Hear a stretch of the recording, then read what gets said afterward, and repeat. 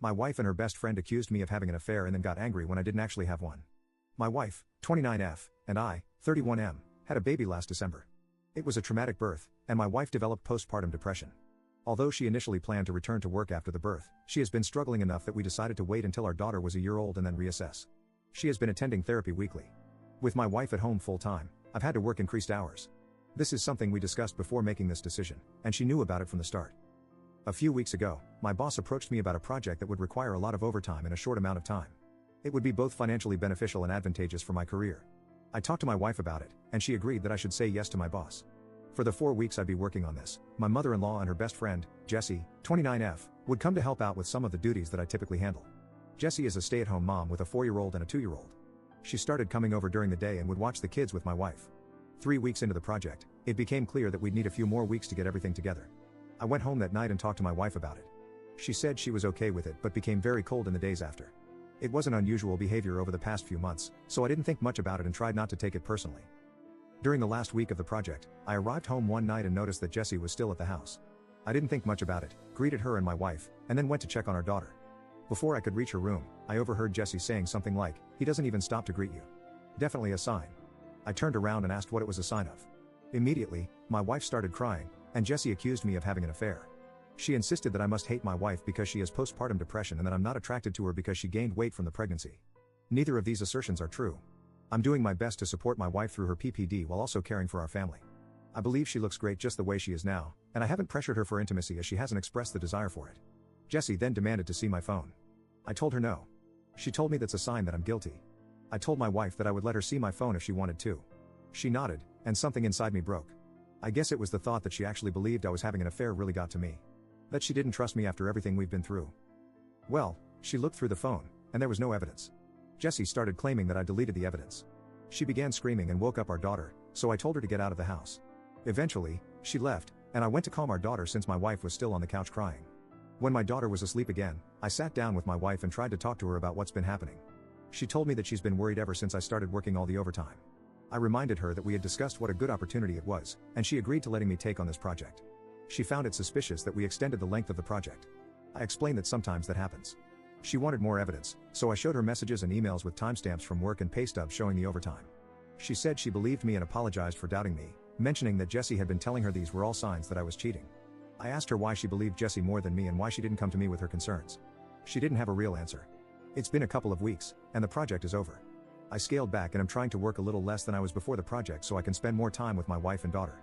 However, I feel burnout trying to do everything and becoming resentful because, in the back of my mind, I know that my wife doesn't trust me. I ask myself, what happens the next time I have a project? Or I have to run errands one day? Or if I have a business trip? Am I going to come back every time to accusations that I'm cheating? I've tried bringing it up a couple of times, but my wife tells me it's not the time and that she's tired or sad. I try to be mindful of her feelings, but I wonder if that means that I can never have any of my own. Update 1. A couple of people asked for an update, so I'm providing one, but it's not a happy one. That night, I approached my wife and told her that I was going to find a therapist. I didn't connect it to her accusations or anything, I just said that I was having a tough time and needed therapy. She shrugged and told me to do whatever. The next day, I got home from work, and our room and my home office were ripped apart. Things were everywhere, important papers scattered. I didn't see her, but our daughter was in her room crying.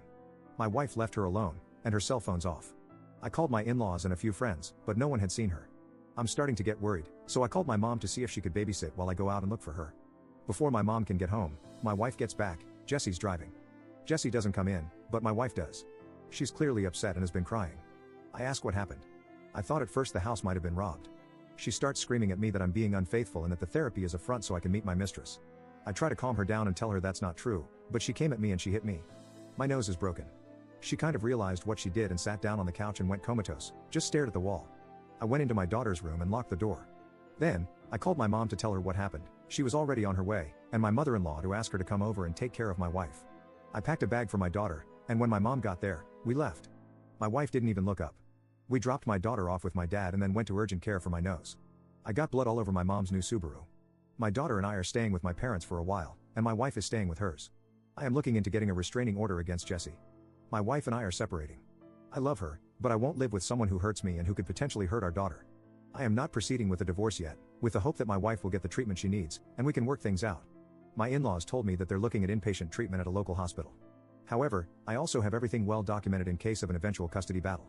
My heart's broken because I know this isn't my wife, this is a sickness in her mind.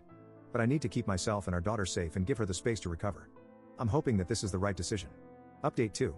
My wife passed away early Monday morning. Convinced by her friend Jessie that I was having an affair, which I did not have, she had a mental breakdown, resulting in my taking our infant daughter and staying with my parents for a while. She was with her parents, who planned on taking her to the hospital for inpatient treatment on Monday. On Sunday night, she came to my parents' house and demanded I give her our daughter. Because she had left her alone for several hours the last time she was responsible for her and had gotten physical with me, I refused. I offered to let her come in and spend time with her while my parents and I were present, but she didn't want to come in and insisted on taking our daughter with her. She was upset but left eventually. A few hours later, she drove her parents' car into a tree and deleted herself.